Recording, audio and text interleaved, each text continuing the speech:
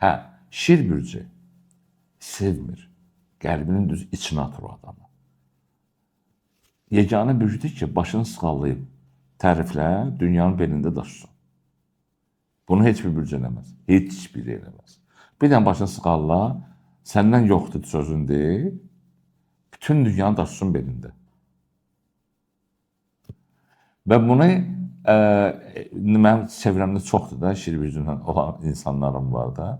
Hamısı da gileylənirlər. Əslində o insanlar, bu müdür də ola bilər, bu rəhbər vəzifə, çox bir zamanda müəyyən vəzifələr deyə tez çatırlar onlar.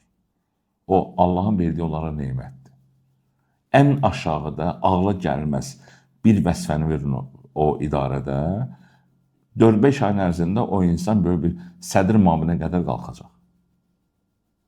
Səbəbi nədir? Bu, günəşin övladıdır. Şir bürcü. Necə ki, bütün planetlər günəşin ətrafında fırlanır, şir bürcü, baxın, hansı məclisə geçsin, bütün məclis sanki ondan başlayır. Çünki məclisi o idarə etməyə başlayır. Bu, günəşin enerjisini çox daşıdığı üçün. Başqa heç nə. Günəşin övladıdır. Bütün, belə deyək, bürclərdə hərəsində 3 dənə, 5 dənə Əsma-ül Hüsna varsa, yeganə bürcüdür ki, 66 dənə Əsma-ül Hüsnanı daşıyır.